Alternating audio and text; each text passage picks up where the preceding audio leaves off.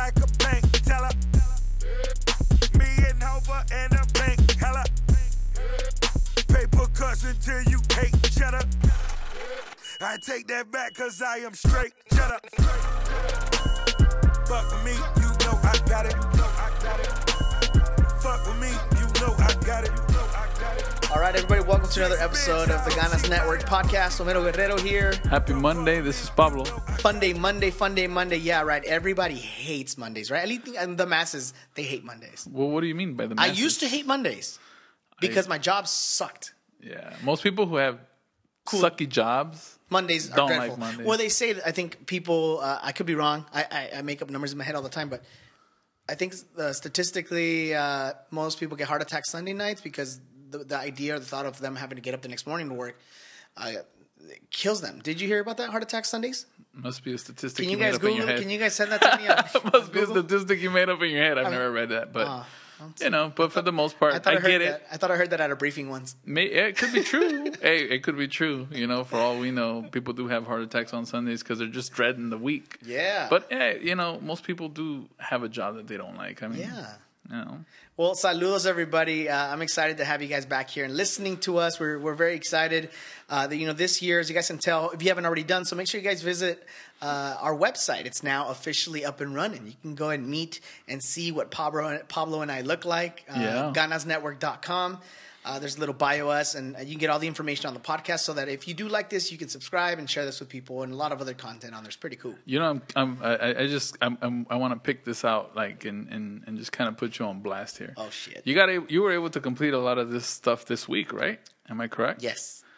Why do you think that is? Yes. As you guys, what has changed that all of a sudden we're able to be a lot more productive in the day? What has changed is that this month we started a Book of the Month club, right? Mm-hmm. We thought, wouldn't it be cool? Because we used to have an accountability mastermind group a couple years ago back with other business partners. Network marketing, yeah. We all read a book together once a month, and then we got together every Sunday for 2-3 hours and talked about the book, talked about our business, talked about how we can make more money. And how we can get better at it. How we can get better at our business. And it's been a few years. I've still read, but it's nice when you have like an accountability partner to kind of keep you accountable to everything. And the book that we got this month, if you guys didn't listen to the last few episodes, it's called The Miracle Morning by Hal Elrod. And Pablo told me about this book a couple of months ago when we were sitting down with Mr. Antonio Atoche, the realtor, because he gets up at 4 a.m. every day. Saludos, Mr. Atoche. I know you listen to the podcast. Yes, sir. And when he said he was getting up at 4 a.m. to go to the gym,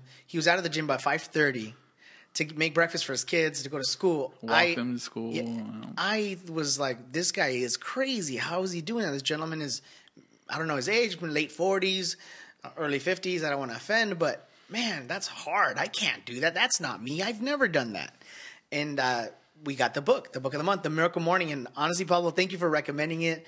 I can't put it down, man. And it's a very light read. It's only 10 chapters. And after the first chapter, I knew I had to do it. I've been getting up at like 4:45. 4:45. We've been at the gym by 5:30. 5:30, we're at the gym running. We're out of there by 6:45. I mean, you got the rest of the day to conquer the world. It is crazy how by the second day, my wife was like, "Wow." She's like, "If you stick to this, man, this is going to be nice." Because I get home, I clean the house. She's still in bed. I get home, I clean the house. I make her breakfast. I help her with the baby, and she's still laying in bed. And I have all this energy because I'm up at 5:30 in the morning. Holy shit. I think it's kind of like if the chapter we read last night is kind of like in steps, right? You get up at level 2. You're like, I don't want to really get up. You brush your teeth. Now you're at level 3. Right. You sprinkle some water in your face. You're at level 4. Mm-hmm. You work out. You're at level 8. You drink a glass of water. Yeah, water. Level 6. So by the time you're at home, you're a full blast. Yeah. I mean, everything is in steps, but I almost don't need a pre-workout in the morning. I still take it, but I don't need it. That's great, because I don't think those things are good for you anyway. But here's the thing, I think it was just an adjustment of my mindset, Pablo, because for the longest time, I've always never been a morning person. I really struggle with that. Even going to school in elementary, man, my mom literally had to drag me off the bed, or that's why she always made me these bomb breakfasts because she knew I would wake up. Right. You could smell the bacon. You're like, oh, nice pancakes today. And especially the last few months, I work from home, so it's easy to sleep in. When my wife was pregnant, I was waking up at 9, 10 in the morning.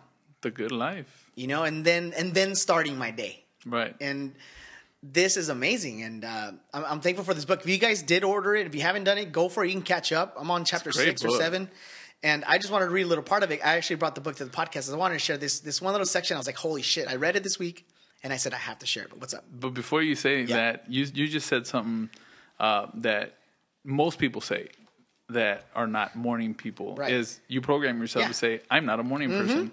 So what happens is you're subconsciously programming yourself that you're not a morning person, and therefore you wake up with that low energy. Right. Because your subconscious mind is listening to you. So every time you say, oh, it's just I'm not a morning person, trust me, you may not think that it's a big deal, but your subconscious mind is programming that, and that's why people wake up to a slower day.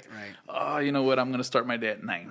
Versus, so I think it's just shifting the mind. We read in the book. And you're right. On chapter 6 on the book, I just finished reading it. It said that a lot of times people have the idea that I have to sleep 8 to 9 hours to get rest. Correct. And he was talking that usually, people function fine. It all depends on the individual. Everybody's results may vary. It depends on your diet, your lifestyle, and everything, your age and all that. But he was saying that he functions fine with 4. And the reason is that when he goes to bed, he the last thing he says is, I'm going to wake up feeling great. I'm going to get enough rest, and I'm going to take charge of the world. That was the last thought before he falls asleep. So as he wakes up, he has that in his mind versus people that... He's waking up with a purpose. Right. Remember he says, I'm waking up with purpose. I would go to bed sometimes. I usually was okay with 5 hours, 6 hours. And then I would be like... I remember telling myself, like, man, I'm tired because I only sleep 6 hours. And I would wake up feeling like shit. But anyway, back to this book. This is the opening of chapter 3. It's called The 95% Reality Check. This was so cool, man, because I've heard something like this before, and it kind of out of sight, out of mind. Oh, yeah. And it's just like half of a chapter. So bear with me. If I stutter too many times, I do apologize. But here goes. Every day, you and I wake up, we face the same universal challenge: to overcome mediocrity and to live to our full potential. It's the greatest challenge in human history: to rise above our excuses, do what's right, give our best, and create a level 10 life we truly want. The one with no limits, the one so few people ever get to live. Unfortunately, most of the people never even come close. Approximately 95% of our society settles for far less than they want in life, wishing they had more, living with regret, and never understanding that they could do, and have all that they want. According to this is the part that was like, whoa. According to the Social Security Administration, if you take any 100 people at the start of their working careers and follow them the next 40 years until they reach retirement age, here's what you'll find. Only 1 out of the 100 will be wealthy. 4 will be financially secure. 5 will continue working, not because they want to, but because they have to. 36 will be dead. And 54 will be broke and dependent on friends, family, relatives, and the government to take care of them.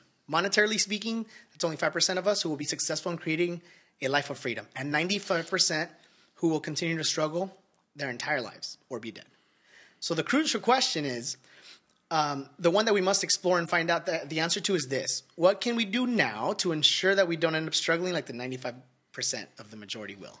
I don't know, man. When I read that, I was like, oh my gosh.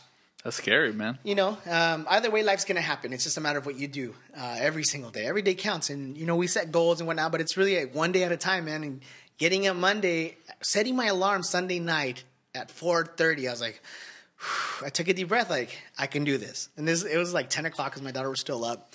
It's like, I can do it. My daughter was up late till like 1. And I was like, I can do this. And I maybe slept 3 or 4 hours. And as soon as that alarm came on, I hopped out of bed, got dressed, and I was on the car where I was bumping Zapp and Roger. That's a good way to get in the mood. Oh, man. Do what did he? I was feeling good. I got to the gym and seeing you there, and we just did it. Yeah. What's up, man? Good morning. Boom. Let's get it. Kill it. We, lifted some weights, did cardio. Today's day 5, bro. Today's day 5, and I feel amazing. And, the best is yet to come because, right now I'm barely crawling. I'm an infant in this process. I can imagine a month, 2, 3, 6, 7 years down the line, how much different not only my physique is going to be, but hopefully my business, my family, my career, because I'm able to have clarity and I've been more organized, man. It's crazy. Shark Tank, I like to hear some of these guys talking about how they're up at 4:30 in the morning. Right. every morning, and this is like on television, national television. These guys go work out. They get the day started the right way, and look at their lifestyles. Right. I mean, they're on a show buying businesses. And I would be like, yeah, that's cool for them, but not me, man. That's way too early. It's because I'm not a morning person, right? But what do they always say? In order for you to have what they have, you must do what they've done. And if all the wealthy, if it's written in books, man, we're not just talking out of our ass. It's been written in history books for hundreds of years. A lot of the very successful, strong, influential individuals and political leaders are morning people. Right. I'm talking about doing what. Here we go.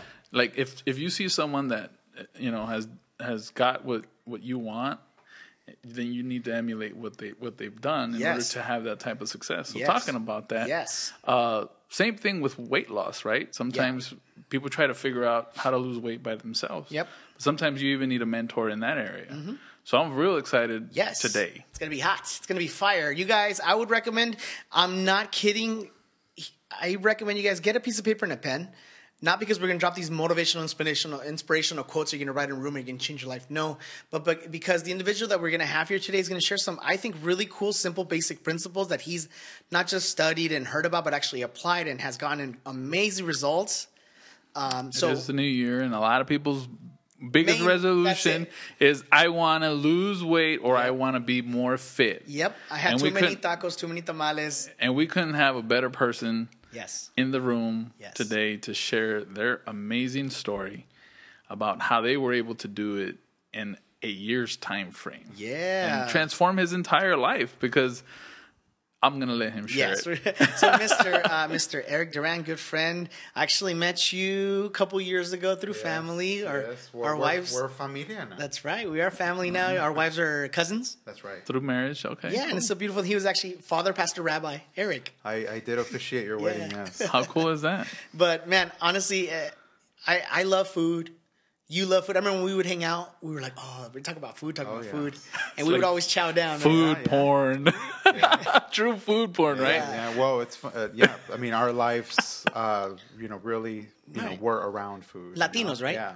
I mean, any Latino, Colombianos, Puertorriqueños, Cubanos, Mexicanos. I think the food culture plays a big role in our lifestyles, and it's a beautiful thing, but I think it's in moderation, right? Don't have tacos y tortas diario. But Eric, man, thanks for making time, having us here at your beautiful home. Thanks for having us over. This is LA County, right? This is LA County. And what city are we in? We're in Covina. Covina. Nice. Beautiful Covina. It sounded far, but we got here in like 30 minutes. Yeah, it's not too bad. Only when there's traffic. That's right. Of course. So Eric, man, I know within the last 12 months or a year, I've just seen you completely change, not just physically, but most importantly, your mindset and your attitude also changed. It came along with it. I saw that you had a different posture at these family parties, because our family parties are nothing but music, family, and food and beer. Food and beer, that's right. And I've throughout the whole year, I pretty much still pigged out. I love food. If you look at my Facebook, you can see my pictures. I keep it real. No, but so do I. Yeah. And I know that I lost some weight a couple years back, but within 6 months, I gained all the weight back. Mm-hmm. And it's because I did the physical. I never really worked on the mental. Right. And I think your system, the way you've been able to do it, thanks to your trainers or whatever, you've been able to change your lifestyle completely, you and your family. Right. And it's a beautiful thing, man. So I guess if we can kind of start early, are you from California, born and raised, Mexicano? Like, how was your upbringing? What was your childhood like? Sure. Yeah. So I am born and raised in California. Well, before you go on, real quick, how many pounds did you drop in that 1 year's time frame? So I started in August of 2014. 2014, okay. And August 2014. within 3 months, I lost a total of 35 pounds. Wow. In 90 days. In 90 days. 90-day run right there. Yeah. And then subsequently after that, I've lost was 50 pounds. 50 pounds. Yeah, okay. In about a year. Yeah. So within a year, I lost 50 pounds. And the cool thing is, an important thing too, is that I know you do a lot of meal prepping. It's not like you were starving yourself. Because when I lost all this weight, I went vegan. Anybody going vegan, you lose 50 pounds, right? Right. That's not the right. For me, it was not the right way to do it because I wasn't able to sustain that long term. Right. You have to think about sustainability long term, right? And something that's realistic that you can easily integrate into your lifestyle. Right. And we'll definitely go back into that. Right. But I think I would love, and I think Pablo, you and I are both on the same page. We want to get the story behind the story. Yes. Because I think a lot of people are going to relate. Especially all the Latinos that listen to the podcast. But I mean, the truth is like, as Americans, we love to eat. It's not just a Latino thing. I mean, look, it's like the second most obese nation in the world, and it's because of fast food, processed food, and all that stuff. But and Latinos, a lot of Latinos came over. But no, tortillas. We introduced tortillas, tortas, burritos. I mean, let's be honest. I think Mexico's number one now. And then Taco Bell made it. Well, Italians was pretty bad too. Horrible. But anyways, I'm curious. We're curious. I think everyone's curious as to why your story is so interesting is in the Latino community, like we talk about, is, we were brought up in our culture to love food. Right. Carb city. Frijoles, rice, tortillas, pan, pan dulce. Right. Y con su soda, su refresco. Yeah. Coca-Cola, Sprite. So what was it? What was it? I mean, because you went, your journey, from when you were a child into your teens. How was it at home? What was it that made you fall in love with food? Was there, as a kid growing up in a traditional Mexican Well, family? I think I had a typical Mexican, uprising, or not uprising, but, upbringing. I was the oldest of four, and like any typical Hispanic family, I think food really is the center point of any gathering. Right. Whenever you have a party, the first thing is what are we going to serve for food? Do we have enough food? You have to have enough. Right. More is better than not enough. Yeah, for sure. Right. But I think it was typical. Fried foods, a lot of carbohydrates. Nothing, I think, out of the ordinary.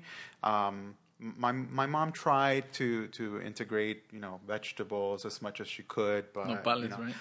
I love nopales, by the way. Very healthy. So do I. But grew up not eating broccoli or anything like that, because it's not really a Mexican staple, right? As much as fried taco is. Exactly. But it was very typical Mexican upbringing. I was always heavy. When I was born, going really back to the beginning, when I was born, I was almost 12 pounds. Wow. So a big baby. Big baby. Yeah. So thank you, Mom. She's okay, by the way. Yeah. She made it. She made it, right. But yeah, I mean, always heavy, always struggled with my weight, never felt really comfortable in my body, which psychologically, affected my personality. I became real introverted. I was always known as the shy guy, in the corner. It's because I wasn't comfortable. Yeah. And this is as a child, right? This is as a child. Yeah. And I've, other people have told me, well, we never got that from you, but really, I never felt comfortable. Yeah. Right. So, luckily I was able to meet, a woman, and she accepted me the way I was, and I got married. But my decision to change my lifestyle really didn't come into fruition until I had children. Wow. And until I learned and felt the love of my children towards me, that's really the catalyst to my transformation. Wow. So that was your reason why to maybe do something a little bit different. Definitely. So let me ask you this. So at age 18, there was something big happened to you, right? You had at age 18, I was diagnosed with diabetes, type 2 diabetes. Wow. That was pretty huge. You mind me asking what you were weighing at that age? We were not used to really going to the doctor. But when I was diagnosed, 18 years old, I believe it was about 260, maybe 270. Wow. And how tall? I'm 5'11". 5'11", okay. Yeah, I'm 5'11". Boy. So I was pretty big, yeah. And I was diagnosed. It was my first year in college. I was living out in the dorms, And, typical college student just going through, getting fast food. Right. Yeah. You're on the go. So you need. Yeah. I mean, lunch was, frozen pizza or, one of those Subway. Hot Pockets or, and crap. Just real crap. Yeah. Right. So just typical life, teenage Right. lifestyle. Only that, there was this hidden disease in me. Wow. That I didn't recognize I had until, the reason I knew I had it was because I had a headache for about 3 weeks. I had a headache and it just wouldn't go away. Wow. And I didn't have the typical diabetic symptoms, which are, frequent urination, and, the really dry skin, things like that. I didn't have any of that. I just had this headache. So I asked my mom, take me to the doctor. And although I was 18, I asked her to take me. Yeah. So we went, and sure enough, my blood sugar was, I think, it was 678. Wow. 678 was my normal. So what's normal? Normal is 75 to 115. 75 to 115. Wow. Yeah. So immediately they said, you are diabetic. Oh. There was no question about it. How did you take the news? I mean, how did that make you feel when you heard that? It was hard because my family... So I have a genetic disposition to diabetes. Okay. I have people in both sides of my family who have had diabetes. I watched my grandmother lose her battle or lose her life to diabetes. How old were you when that happened? I was 15 when that happened. Wow. I saw her go blind. I saw her lose kidney function. My grandfather, his legs were amputated. I had another uncle whose both legs were amputated as well. So I saw the really bad side of diabetes. So when I was diagnosed, it really affected me. And for a while, I really tried hard to change my lifestyle. I changed my diet. I went back to my dorm room, threw away everything that was not healthy, and really tried. And I lost some weight initially, and that was short term. You have to. What I've learned is that when you're trying to tackle something big like weight loss and changing your lifestyle, you can't only focus on the immediate. You have to really focus on the whole thing. And for me, food, because I grew up with it, there was an emotional connection to food. Right. And I needed to understand why that emotional connection was there. Wow. So, and then a lot of people go to therapy for this. It's a very... Did you go to therapy or anything like that? Or how did you learn about, Yeah, no. The relationship you had with food. Yeah, I did not go to therapy. I always knew that I had this emotional connection to food. If I was bored, I ate. If I was sad, I ate.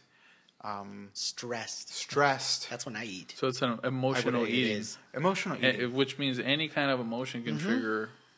I was happy I wanted to eat. I mean... any emotion really triggered that hunger. Correct. So the reason or the way I was able to identify it is when I joined my current health club, I guess you could call it, or health group, Amora Fitness. They've developed a program that's really helped not only myself but my wife and a lot of other people lose not only weight, but really deal with the emotional side of eating. And they do that through this support system that they've built. Right. We have... so is it okay to go into that? Of course, yeah. So they're Amora Fitness. They're based here out of Covina and Amora, yeah. Amora Fitness. Right. Do you have a website, Amora Fitness? AmoraFitness.com or AmoraFit.com. I couldn't recommend them more. I've been asked about them a number of times, and I tell them whenever I have a chance or an opportunity, and I always credit them with really saving my life. Yeah. Because they've really helped me turn around my lifestyle and my health. They have a program that partners exercise plus diet plus the emotional component of losing weight. Right. They cover all the bases. They cover all the bases because they realize that you can't really deal with something if you're ignoring the root cause. And for a lot of us, is the emotional piece. Yeah. And so they provide, the exercise, which is great. They provide meal plans, which is also great. But then they build this support system through social media, through meetings, where we all come together. We talk about our struggles, what we're doing, what's working, what's not working. We have weigh-ins. So there's that accountability piece as well. Because if you don't have that, then the success rate, I think, is less. And when did you discover? When was that moment of like when you drew your line in the sand and said, you know what, I really need to do something about this. I really need to do something different. And then when you searched and you found Amora. Sure. When was that moment, or what triggered that into you from going from being in your college years, now married with kids?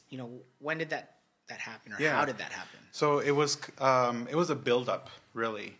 So I was diagnosed with diabetes when I was 18, and I didn't join Amora until I was 35, 36. Wow. I'm trying to remember how old I am. Yeah, that's a big gap.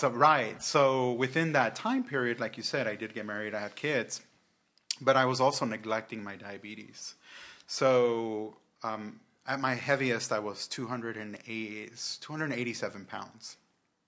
My diabetes was completely out of control. I was already seeing effects in my vision. Wow. I could feel effects in my feet. They were going numb. I was feeling tingling. Ooh. So, and I was ignoring it. All of which you knew. All of which I knew. Associated to it. Were associated. My grandmother lost her vision. You're starting. And I was starting to see things. My grandmother and other family members lost their feet and their legs, and I was already feeling those effects. Wow. But I was ignoring it. It's funny how strong your mind can sometimes work against you. Right. Because my mind was working against me to ignore those signs and continue eating, continue those bad habits. But really, the reason why I joined is I was on a business trip, and up in San Francisco. We spent the night and we decided to go into the city for dinner. We're going to go for a walk around the Fisherman's Wharf and have some dinner. Let's go be tourists. We're here. Right, exactly. Yeah. So we walked around downtown, and man, I couldn't remember the last time I was so tired. My legs were they were just killing me. I was sweating, and it was it's a cool night. And I was just out of breath and just so uncomfortable. And so then I get back to the hotel room and just feeling horrible. Called my kids on FaceTime, and they were really happy to see me. Oh, Dad, how are you? We miss you. And actually my daughter started crying. I miss you so much, Daddy. I wish you were here. And that really got me thinking, what if I wasn't here at all? Like, this is just like a day or two that I'm away from them, and they're crying, they're missing me so much. But what if I really wasn't here? How would they deal with that? And then I started remembering my childhood. My dad passed away when I was 9 years old. Wow. And it wasn't a good feeling not having a father. Mm-hmm. So I started thinking about my kids being in my situation, not having a father, and that really just did it. That night, I called Amora and joined. How did you find out about Amora? Good question. Yeah, I'm curious because I mean, how do you Google help? So how did you magically know? Hey, I'm gonna call Amora. How did you find out about them? Yeah, no problem. My sister told me about them, and now I don't know how she found out about Amora, but my sister told me about them. My sister actually lost 60 pounds with them. Wow. And for many months, she kept telling me, Eric, look into this group. You would like it. It's really fun. Just on and on and on. And I was always just like, You weren't ready for it. I was not ready. You weren't. I was not even entertaining that, the possibility. But I saw her success, and I wanted to have her success, but I wasn't ready, like you just said. You didn't want to put in the effort yet. Or maybe you were scared. Like, I can't do that. Or maybe, what was it? There was certainly that component. Yeah. I think that plays into the fear of doubt, right? Most definitely. My entire life I've been obese. Let's just call it that. You weren't, because more of fitness. You're thinking fitness, gym, buff people, strong people, athletic people. Did you play sports as a kid? Being judged, right? Being judged as the big guy at the gym. I never played sports as a kid. I was just the shy kid. Yeah. Because I was overweight, I did not play sports. I did not engage in any athletic activity. My definition of a marathon was watching, 3-4 movies, back by back. Yeah. So, love it. It was, it was interesting. That's interesting. And then you said, I'm going to do something. I'm going to call these Amora guys and see what's up. I said, I'm going to call them, and I'm going to stop prolonging this. I'm going to do it for my kids. And I called them up. I was in my room right after I hung up with my kids. That was almost instant. Yeah. You took action right away. Yeah. You didn't wait. No. You said, while I was talking to them. I feel this right now, so right now is the time to do it. Right. That was an emotion too. Yes, it was. But instead of grabbing, maybe because there wasn't any food in my hotel room, you reach for the phone. Right, exactly. So you probably try to take a bite out of the phone. And you're like, oh, this is not nice. Let me just call him. Let me just call. Yeah, but the interesting part is that I actually went to high school with the couple that runs Amora Fitness. Oh, and you didn't know this then? I didn't. You showed up and then you're like, "Hey, I seen." Yeah, these guys. I'm like, "Hey, yeah, we went to high school together." Did they remember you? I think they did, yes. Okay, and I remembered them, but I was an introvert, so we never spoke. And when you went, did you go by yourself, with your wife? Did you convince a friend to come with you? No, because you didn't call me. No, I didn't call you. I went by myself. Uh-huh. I told my wife when I got back from my business trip that I had joined this group. August last year. Right. 2014. Oh, 2014. That's yeah. Right. I joined this group. Oh, no, he's a Mormon. And then, she was hesitant at first. Well, why is he doing this? Right. And I just went, and I fell in love with it. It's great. It's fun. What was your first impression when you went to the my first impression? What was your first workout? How did your first? Were you like, oh, I don't know if I can continue. Because day one is usually the toughest, especially someone who's never been, athletic or into sports or really tried to be into fitness. Mm-hmm. Right. What was that? After you sign, you go in, you go through your first workout. What are your emotions at that time? After? Well, I was obviously very intimidated and scared because of all of those reasons. But it goes back to how welcoming and not judgmental and comfortable Jerry and Angela make you feel. They really cater to your athletic ability. Mm-hmm. There's people there that are, that have 100 to 200 pounds to lose. And then there's people that are there they look fit, but they're there to get stronger. So everybody's there for a different reason. Mm-hmm. So they help you they help you keep your reason or your why in mind. Why are you there? Focus on your why instead of other people's whys. Right. So they really, if you need if you need to slow down or whatever, modify the exercise, then they help you do that. So they're they cater to your ability. My first workout, I remember, was very difficult. I don't remember what we did, but I do remember throwing up afterwards. Whew. And that was after a modified workout. That was after a modified workout. Wow. That's when you know it was a good workout. When you're puking, you push your body beyond its comfort zone. Yeah, definitely. I remember Jamie did that recently. Yeah. I remember being on the freeway on my way to work, thinking, I just don't feel well.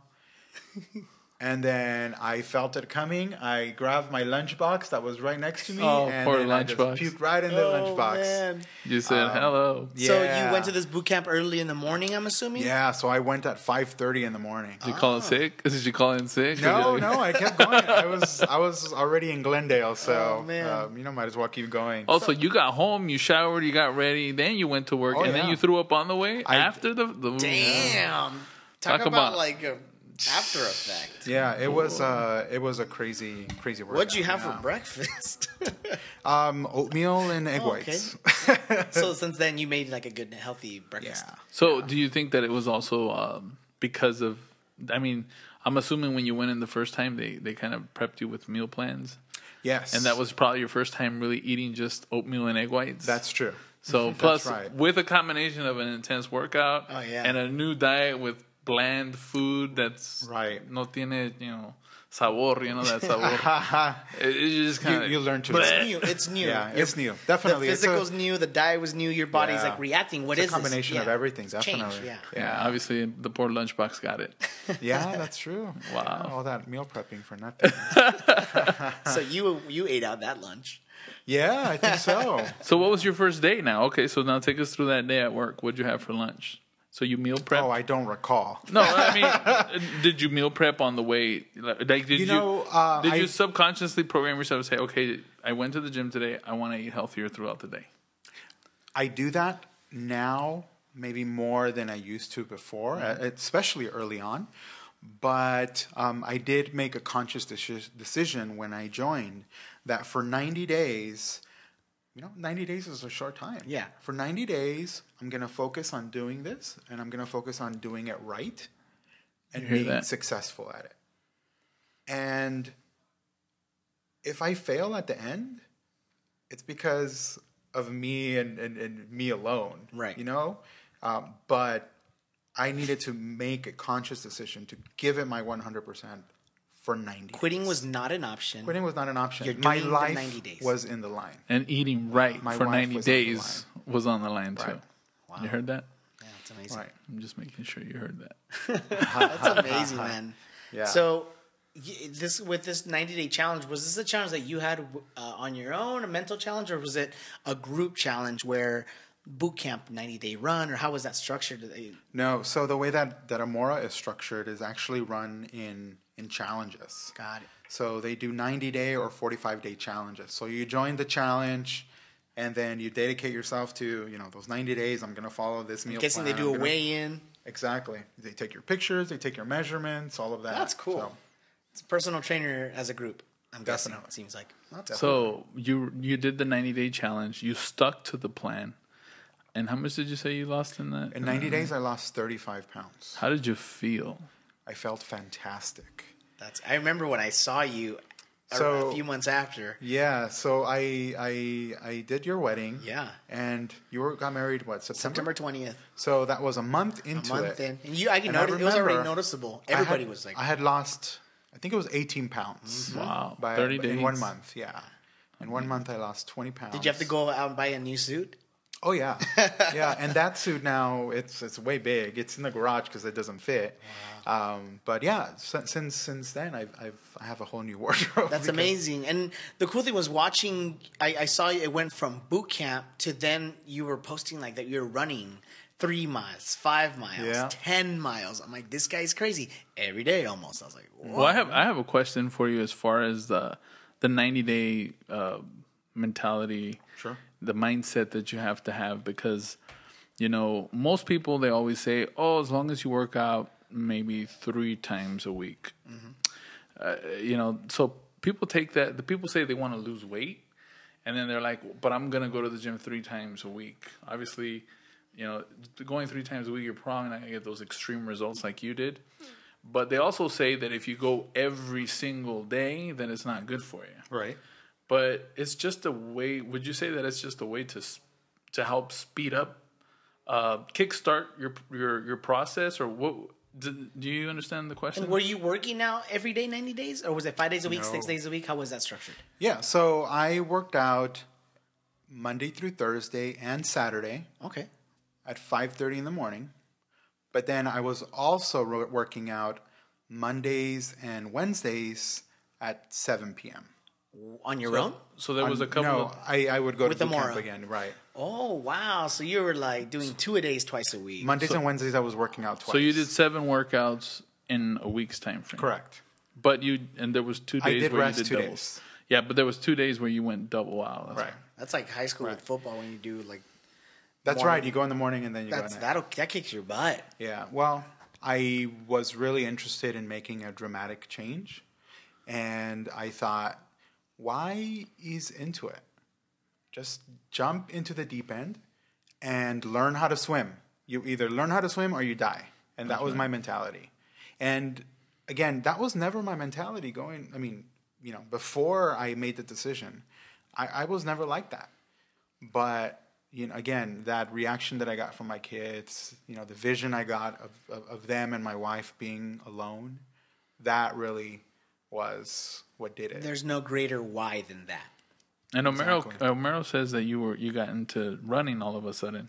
So how did that come about? Because think about it, right? You go from being in a gym, right, where you probably do more sprinting than sprint workouts versus long distance running. Yeah. What made you? Was it after the 90 days that all of a sudden you said, I want to just. Hey, No. I want to just start like Forrest Gump. I just want to pick up. I'm just going to run. I until just feel like running. Yeah, like what? Take me from that process. So you went from the process of working out 90 days, boot camp status. You follow to the teeth. Your results 35 pounds. Boom, great. Right. All of a sudden, you get a light bulb. Hey, you know what? I think I want to start running. Or how did that happen? No, well, running is part of the program. Oh, okay. So what they do in Amora is Monday is structured where you work a specific body part. Then Tuesday you work a different body part. Wednesday is cardio and abs, my favorite day. So in the morning we would go out and we would run. So we started out running a quarter of a mile. And first week, quarter of a mile was impossible. I couldn't run quarter of a mile. Really? The week after, they increased it to half a mile.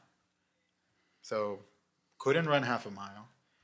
The week after, it was half a mile. I made it a little further. The week after, they increased, another quarter of a mile. And now I can do the whole half a mile. So it was an incremental process, definitely. The reason why I enjoyed or I learned to enjoy running is because it's a sport that challenges me mentally. Okay. I like to be challenged mentally. I've always been the kind that likes, like puzzles and figuring things out, and that's why I'm in the line of work that I am, because it's fixing problems. The way that running challenges me mentally is because running is a mental sport. Your mind gives up before your body does. It's amazing what our bodies can do.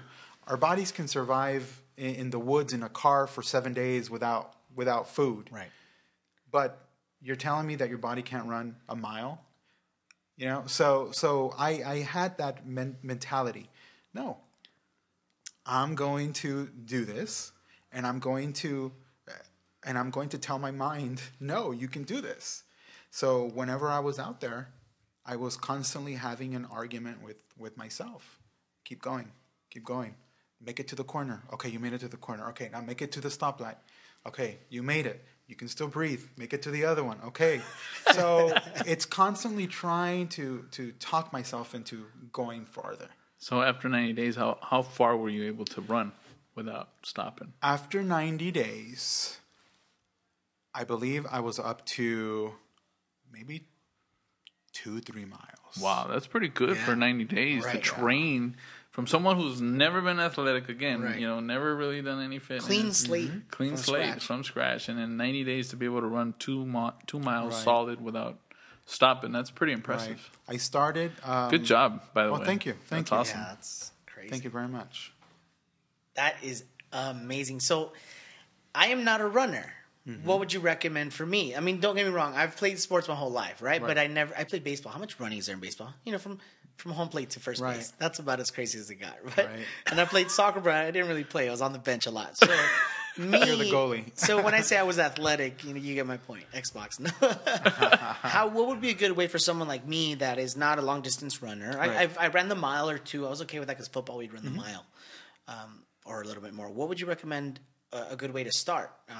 Start with like you maybe. Do half a mile first. Well, the easiest way to Yeah. start, and what worked for me, is you start walking. You walk a mile, so you become familiar with how long a mile is. Right. And how do you track your distance? I use my iPhone. Okay, I use cool. my iPhone. I use Runkeeper. Apple. Yeah. Android has one too, by the way. Yes.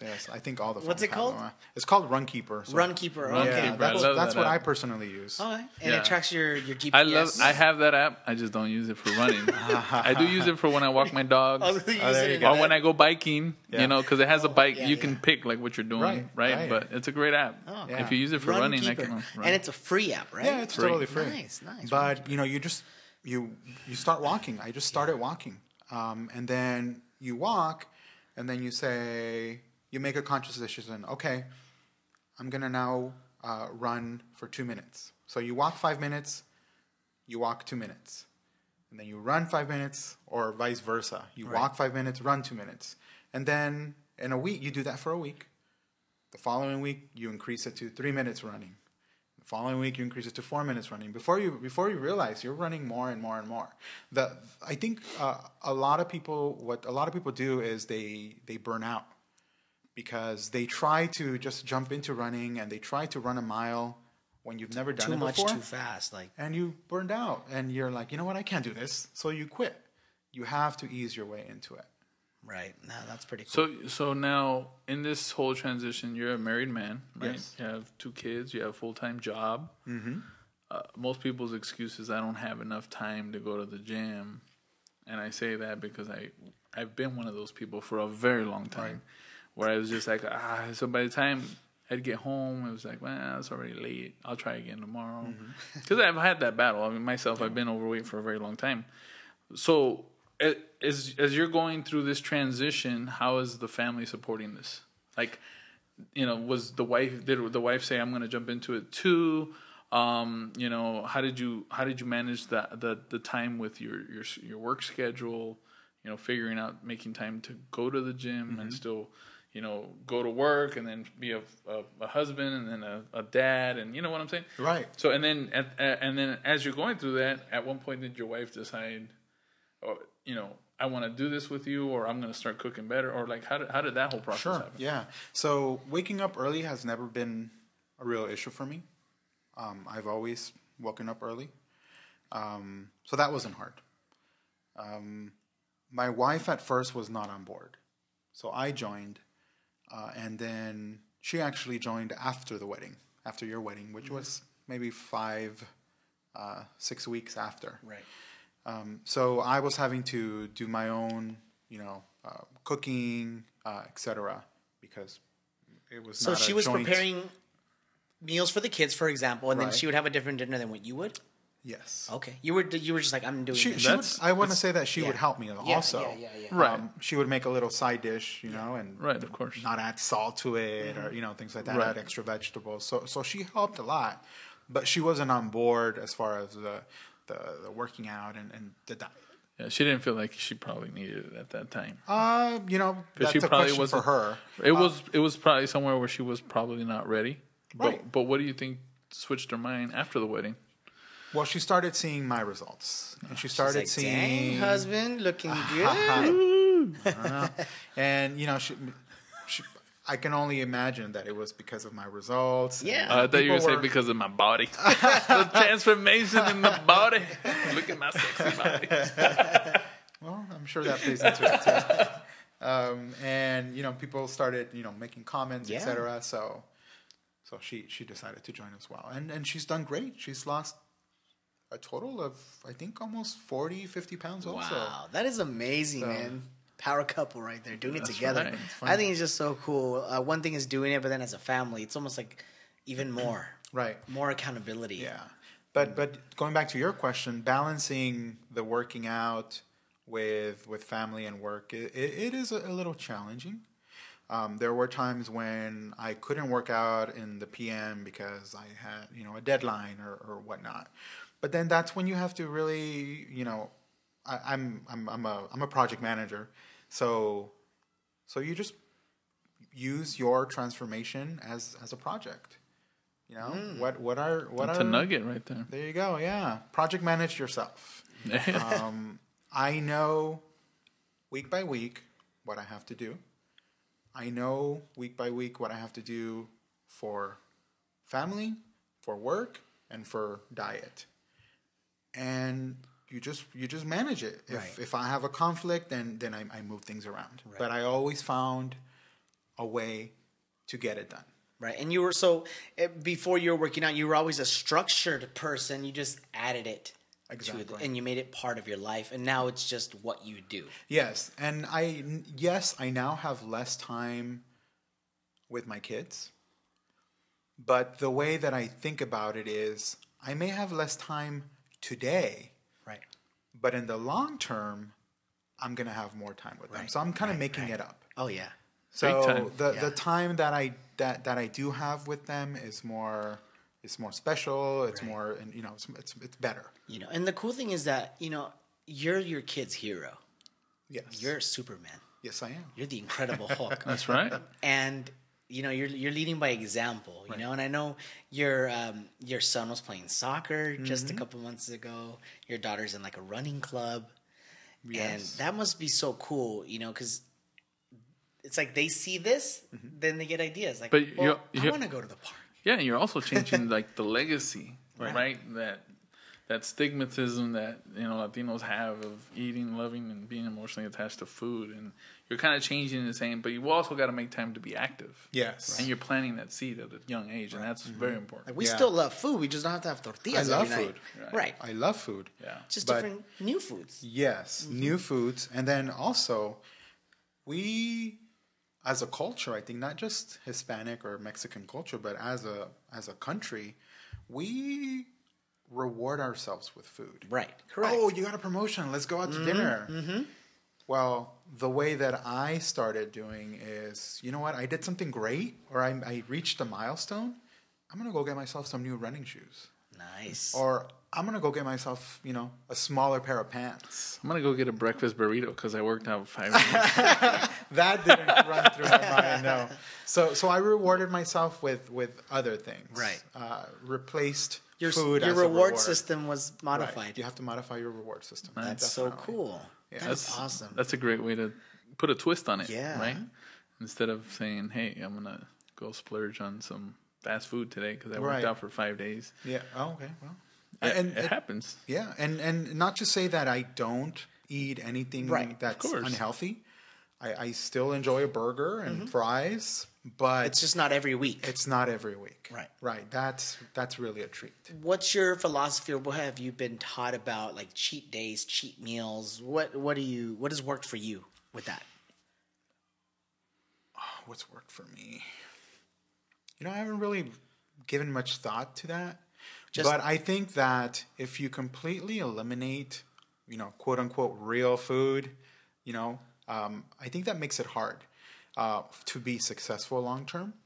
I think that you have to really create a lifestyle that's attainable, that you can really, own in a regular, day-to-day environment.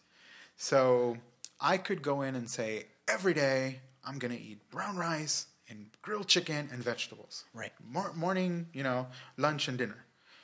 But really, realistically, how long can you do that for? Right. I think by day 2 you'll be tired of chicken. Yes. And veggies. I can definitely, stick to a clean meal plan Monday through Friday. But Saturday, I'm going to have a cheat meal. I'm not going to have a cheat breakfast, a cheat lunch, and a cheat dinner. Right. I'm going to have one cheat meal. Right. I do. But also, you have to choose wisely. Don't eat a whole large pizza. Right. Don't go to bunch of lunch as your cheat meal. I mean, you can go to bunch of lunch if you want. Only half. Right. But if I'm going to have a cheat meal, I'm going to go to a steakhouse. I'm going to have a nice steak. Mashed potatoes. I may have some mashed potatoes. It's going to be something. With some dessert? Maybe I'm just some asking. dessert. You know, it's crazy. Something healthy. My idea of a cheat meal when I was training with my cousin for the wedding, because he would allow me to have one cheat meal per week, right? Mm-hmm. And my idea with cheat meals, we would go to like a burger spot, and I'd get like a double bacon cheeseburger with like fries, and if I could, I'd get a milkshake. That's calorie that's a couple thousand calories, but Jamie was like, dude, that's setting you back too much. She's like, don't right. Skip the shake. Just get a cheeseburger. Definitely don't get fries. Right. But it's like your mental reward system. It's Definitely. Just, you're cheating. It doesn't mean like don't commit suicide. Cheat. Right. And then after a while, just a pick on the cheek. Or Or Jamie, because my cousin Jamie's a personal trainer. Right. He would call them. It's an earned meal. Because the word, it's like, oh, you're cheating yourself. No, you're not. You earned that meal. You were great all week. Now you earned a cheeseburger. Right. Yeah. As long as you don't, take Overkill. yourself. Yeah. If you don't do overkill and then just bring then it's yourself like, back to step one. Right. You wasted that whole week. Right. Talk about our lunch today. But set back 2 weeks. But the philosophy of the 90-day challenge, though, is really you need to stick to a clean meal plan for 90 days. And what would you describe briefly as clean eating? Like, what were typical meals or typical things that you would prepare just for people? Because there's some people I know that have no concept of clean eating, raw lifestyle. There's so many different diets and trends and fads. What would you say is standard clean eating? What's work for you? What do you consider for yourself to be clean eating? Lots of chicken. lots of grilled chicken. And where do you buy your chicken? Do you go to Costco and get the big bulk size? We go to Costco. Okay. Anywhere where they sell chicken, really. The Walmart price matches. Other grocery stores, advertisements, wherever it's on sale, really. Really. But lots of chicken. And how do you fish, primarily grilled. Grilled, cool. Or in the oven. And fish, lean steak, lots of veggies. Replaced the white rice or the tortillas or the bread, and we incorporated brown rice into it, and things like that. So your carbohydrates, like your carbohydrate was small? Complex carbohydrates. Yeah, just brown rice. Brown rice. Some people are like pro vegetables. white rice. I know bodybuilders are like into white rice. I don't know if you because they want to bulk up. Right? Did you have white rice at all, or just brown rice? No, just brown rice. Brown rice. Yeah. Cool. I mean, there's a lot of different options out there. And if people want to know more, they can contact me. Okay. But there's a lot of options out there that work. So where can people connect with you? Well, so they can maybe ask you for some tips, find out where this Amora. I mean, if it was me, Amora I'd be like, training. let me find that guy and see how long he stays skinny for, because I bet he's a cheeseburger away from. Well, how long have you sustained yourself as far as your weight? Yeah, I'm going on. I'm going on a year and a half, maybe. Very nice. So, congratulations, man. Yeah, thank you. So as long as I think 2 years is the threshold. If you can sustain it for 2 years, then I think that's successful. I've never heard that, so that's great to know. That's a nice little benchmark. And you know what's crazy? And it's like a few months ago, we said we wanted to sponsor him for the LA Marathon. And then I know that you registered for the LA Marathon. Yes. And I was like, sweet. And I think I saw you at my house. I'm like, let me know how much it's going to be. Right.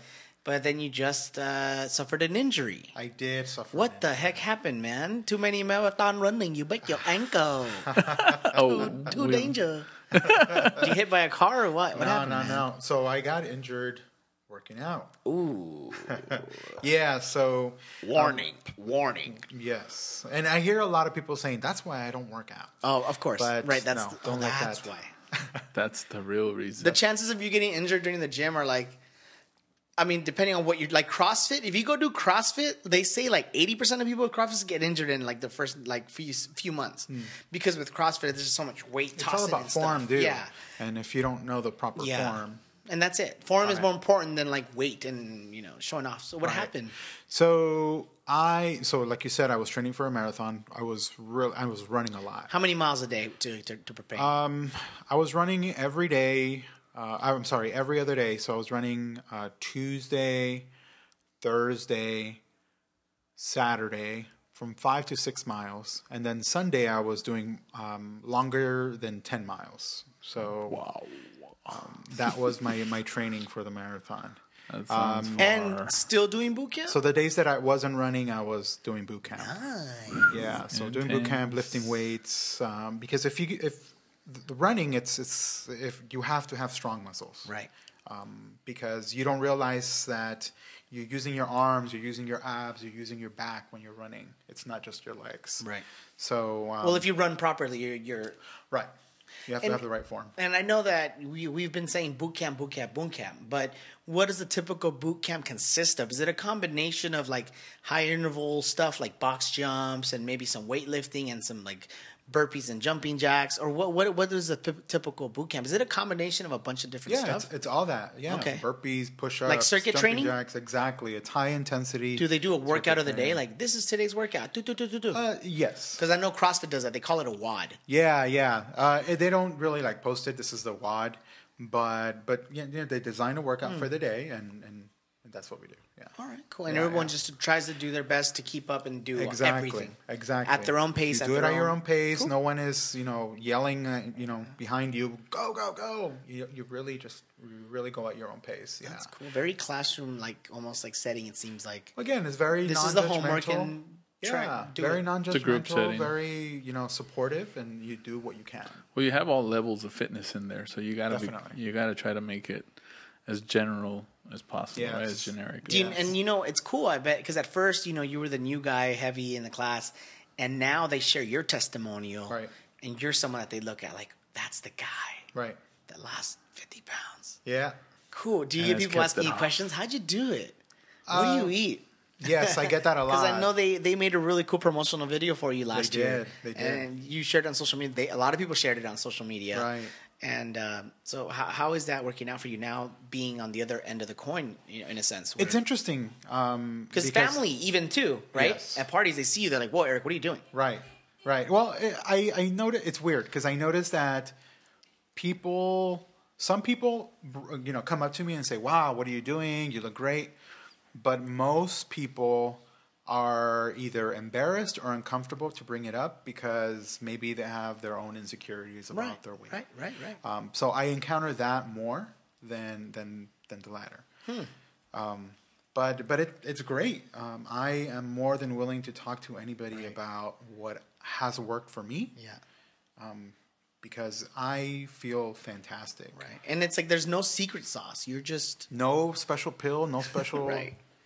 Shake. When I do have a protein shake. Yeah? But no, Is no it special... whey protein, like regular whey protein? Just regular whey protein. I'm just trying to build muscle. But, before we move forward or we wrap up, I do want to, focus on one thing, and which has been the best part of me, of my transformation, I guess. Yes, I've lost weight and I look better, whatever.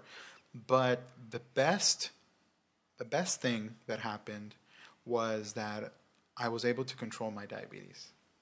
So I was going to ask that. When I joined Amora Fitness, I was taking 2 insulin injections per day. So I would inject myself in the morning and at night. I was also taking oral diabetes medication, taking 1 pill in the morning and 1 at night. I was also taking cholesterol medication, taking 1 in the morning, 1 at night. Wow. And I was also on high blood pressure medication. I no longer take any medication. Wow. So that is the best result. Peace of mind, right? Just by far. So amazing, my man. I bet you must be sleeping better. Most definitely. Better sex, more energy. Everything's full throttle, 100%. That's right. And what about like your confidence, your self-esteem, when you look at yourself in the mirror? Like, I did it. Yeah. Anything is possible. Right. now you know even more what you're capable of. Our body, your mind, right? Right. And I was never someone that was really self-aware, physically. So, but I do notice it. I do notice that, things look better. People tell me I look better. But it's an adjustment, and it's still an adjustment. It's still a I still see the old guy. What about looking back? As far as productivity at your job?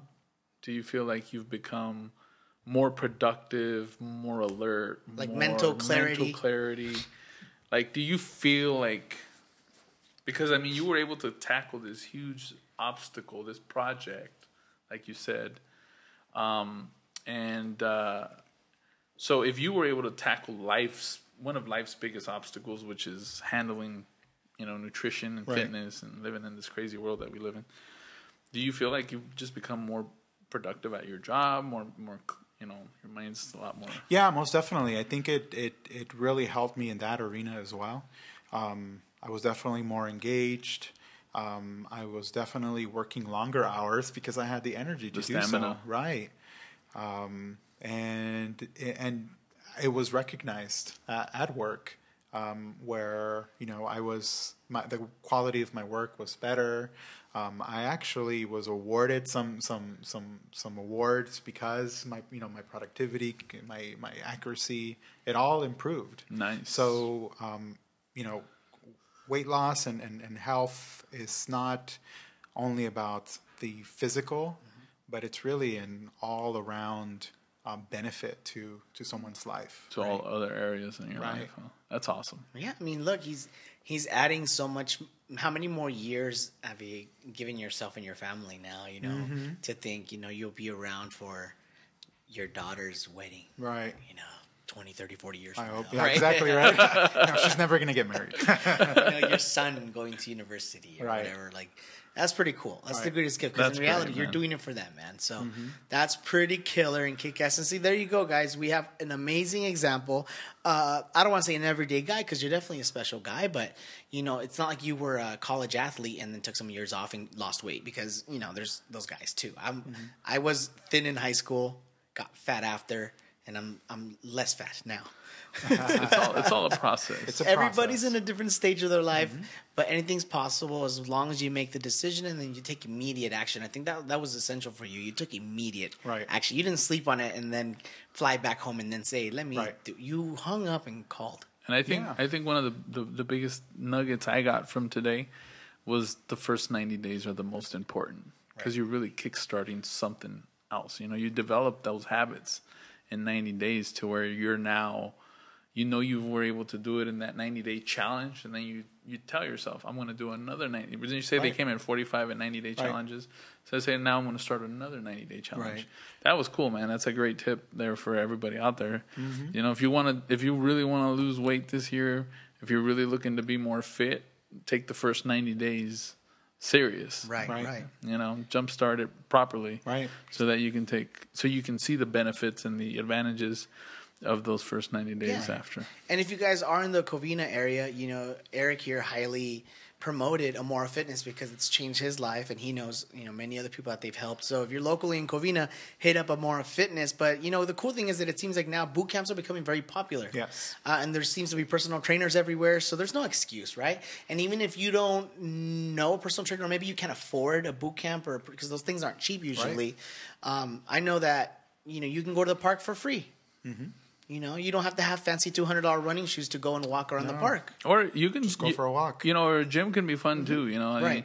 I mean, you pay $30, $40 to go to the gym. There's not as expensive, but find a buddy to go with. Because you can find a friend to go with. Convince a friend to be like, hey, let's do this. Let's do a 90-day run. Right. Yeah. And if you guys don't have a friend, connect with us, man. We'll be your workout partners on social media, right? Definitely, yeah. That's definitely a thing. Yeah, and I've heard some of your podcasts in the past where you guys have asked people, invest in yourself. I know that Pablo, one of your New Year resolution is to go to some seminars. Yes. So you're investing in your future Correct. and in your success. Correct. So if you don't have, the funds to join a boot camp, but you do have a gym membership,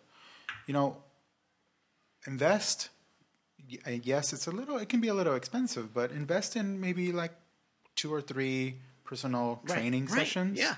They're going to teach you the basics. Work on and then you form, take what you learn and you continue applying it. People throw away money on stuff that they don't ever remember anyways. You might as well make an investment on yourself. Even in those first 90 days, I mean, think about it. You work out 5 or 6 days a week for 90 days. You eat clean for those 90 days. And in that process, you hire a trainer, maybe 9 times, and, one every 10 days. You hire a trainer. The trainer kind of coaches you on what to eat, how to form properly, because form is important also. If you don't want to get hurt. Yeah, if you don't want to get hurt. And then, after that, you pretty much have taken, the action and also the advice at the same time. So you're learning as you're doing. So the next 90-day challenge you throw for yourself should be a easier process, right? Yeah, and I'm actually starting one on Saturday. Boom, that's cool. Bam. Another resource that helped me a few years ago was doing like P90X or those home insanity workouts. The whole point is get your heart rate up, start breaking some sweat, and modify your diet. Drink more water, less soda, eat more chicken, less burgers. And there's so many resources, right? There's really no excuse because the information's out there. You just have to seek it. Yes. You can find a nutrition book on Amazon for $2 Prime. Yeah. Shipping. Another nugget. Nugget. I think it's a nugget, and I think it's important to understand if you want to make your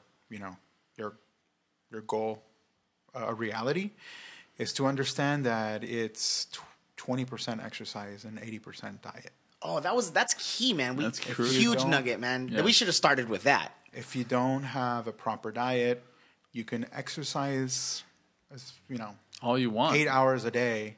Yes, you will have some weight loss, but it's not going to be sustainable long term. My cousin Jamie says abs are made in the kitchen. That's right. Yes, they are. So that is cool. And I'm still trying to get mine.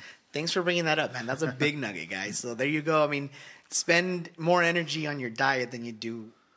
Because that's true, man. Because if you're eating clean and then, if you're working out like us, we're going to the gym, right?